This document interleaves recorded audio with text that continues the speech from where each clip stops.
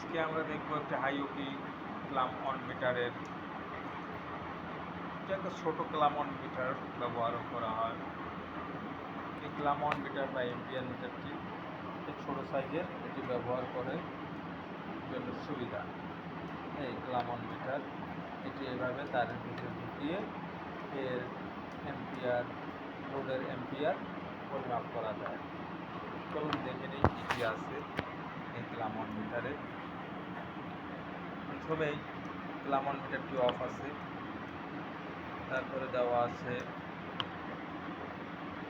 এই মিটারটি অন হয়ে গেল। মিটারটিতে এটা হলো এসি এম্পিয়ার পরিমাপ করার জন্য এই সিলেক্টর সুইচটি ঘুরিয়ে এম্পিয়ারে দেওয়া হলো। তারপরে আমরা এর মাধ্যমে এসি ভোল্টেজ পরিমাপ করতে পারবো। এসি ভোল্টেজ পরিমাপ করার জন্য এই মিটারটিতে ডিসপ্লেতে এইভাবে ভোল্ট এবং এসি সিগন্যাল শো করবে। তারপরে সিলেক্টর সুইচটি ঘুরিয়ে নিলাম। এখানে আমরা ডিসি ভোল্ট পরিমাপ করতে পারবো, মিলি ভোল্ট পরিমাপ করতে পারবো এবং আমাদের সাইডে ডিসি সিগন্যাল দেওয়া আছে। এরপর আছে আমরা মিটারটিতে কন্টিনিউটি টেস্ট করতে পারবো, রেজিস্ট্যান্স পরিমাপ করতে পারবো। এই ক্লাম অন মিটারটি দিয়ে আমরা অ্যাভোমিটারেরও কাজ করতে পারবো, অর্থাৎ ক্লাম অন মিটারটি আমরা মাল্টিমিটার হিসাবে ইউজ করতে পারি। তবে কিছু কিছু ফাংশন, কিছু অপশন কম আছে। ক্লাম অন মিটার হাইওকি ব্র্যান্ডের ক্লাম অন মিটার 3280-10। ক্লাম অন মিটারটি এভাবেই কাজ করা যায়, যা আমাদের ইন্ডাস্ট্রিতে বহুলভাবে ব্যবহৃত হয়। দেখেই নেই এর প্রোপটি কীভাবে সংযোগ করা হয়। এই হাইওকি ব্র্যান্ডের ক্লাম অন মিটারটির ব্যাক থেকে আমরা দেখব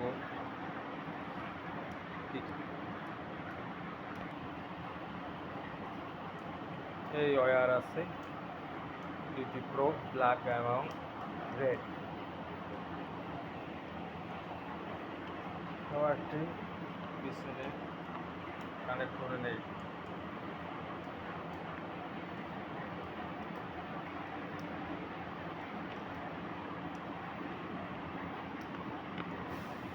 কানেক্ট করে নিলাম এবং আমরা এর কন্টিনিউটি টেস্ট একবার চেক করে নেই। মিটারটি দিয়ে মিটারটি অন হলো, এম্পিয়ার, ভোল্টেজ, ডিসি ভোল্ট এবং আসলো কন্টিনিউটি টেস্ট। এখন যেহেতু ওপেন আছে এই জন্য ওপেন দেখাইতেছে। দুই মাথা যখন আমরা একসঙ্গে করলাম, এর রেজিস্ট্যান্স 0 বা কন্টিনিউটি 0 দেখাচ্ছে। আস্তে আস্তে 0 হয়ে যাবে। এই মিটারটি ছোট, এই জন্য সময় লাগতেছে।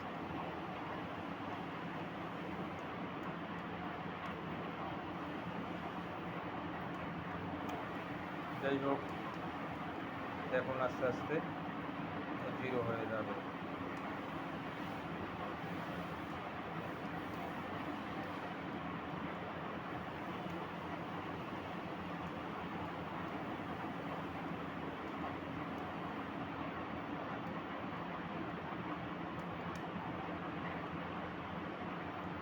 মিটারটির রেসপন্স কম,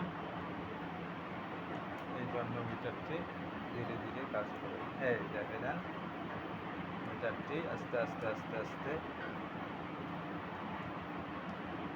0 হয়ে যাচ্ছে।